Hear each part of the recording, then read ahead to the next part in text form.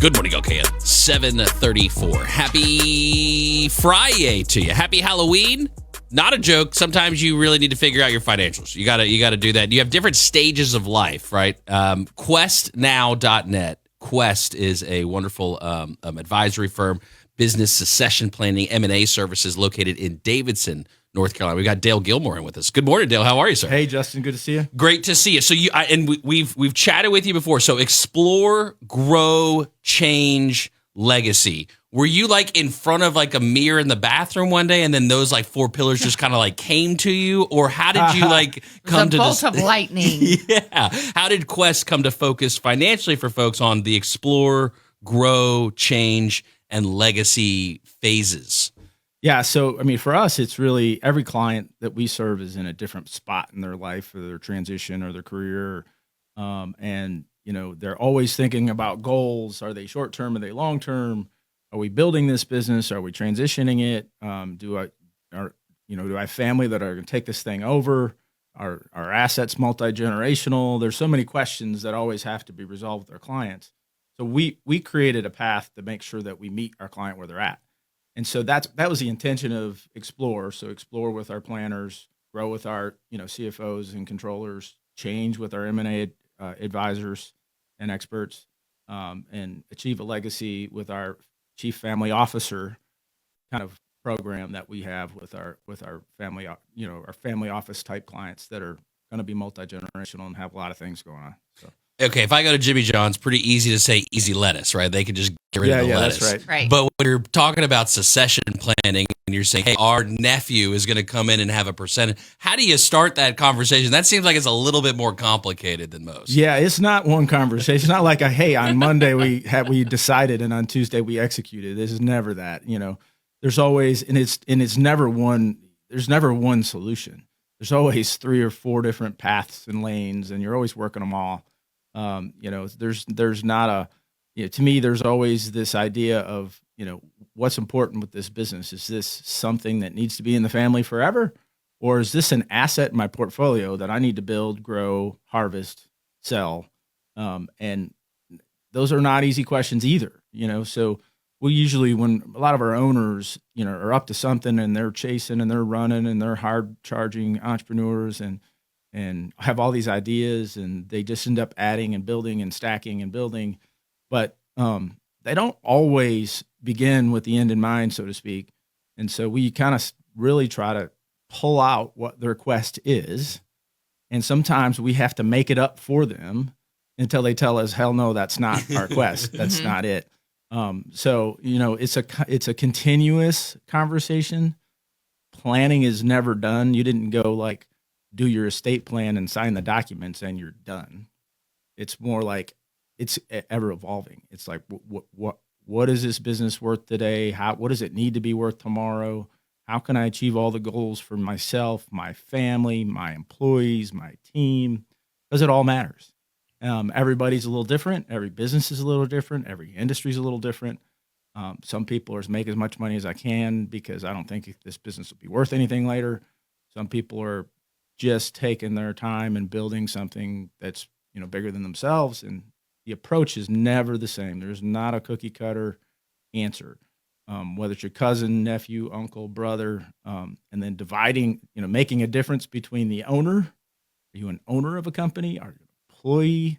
And oh, by the way, what's it mean to be a family member and eat Thanksgiving dinner together, yet you disagreed about some decision the company made last week? I mean, there's a lot there, Being in this industry as long as you have now, you also speak and help lead panels and things like that. You've got one of those coming up here in Charlotte. Can you share about that event? Yeah, next Wednesday at Carmel Country Club, the Smart Business Dealmakers Conference. I believe this is the 4th year in a row we're doing it. I don't know if the conference has been around 4 or 5 years, but 4th year for us. And we're leading a panel. It's family business, succession planning, legacy planning, and experiential sharing of a couple of our business owners. We've got one business owner that built and sold something again. We got another business owner that was second generation, continued to build, is continuing to buy and grow their practice, and and then is also thinking through their succession and family planning. So we'll exhibit sort of some of their experience on the stage, and then Gridiron Capital is another panelist, and they're a private equity family office kind of backed private equity that is building and growing, and is interesting enough. They bought Vistage, which is a peer-to-peer kind of business coaching network. Well, Vistage just bought the smart business Dealmakers like a week or two ago, and that conference M&A happening all around. So it's like I'll say an incestual party on Wednesday.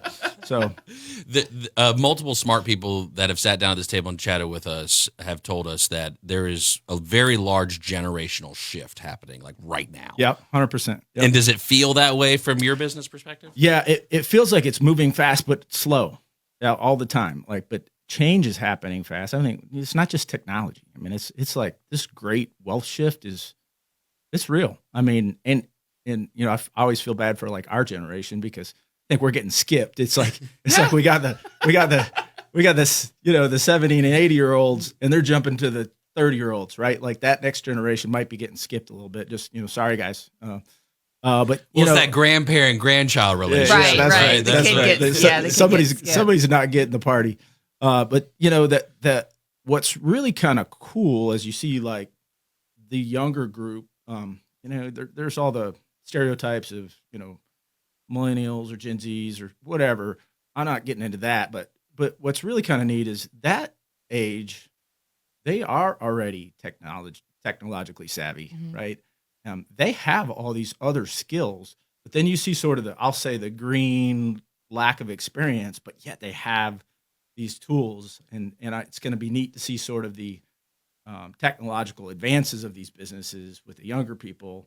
But maybe there's going to be a lot of coaching and opportunity to coach the younger people to help them grow and build their businesses and connect the dots for whatever grandpa built or whatever. And so, yeah, I'm seeing it, you're feeling it. There's a lot of non-family members being sought to, change hands and keep these businesses in the family. There's a lot of that going on too, where it's not just sell the business. It's like, we're going to keep this in the family, but I'm going to hire a president who I think is more capable than my grandkid.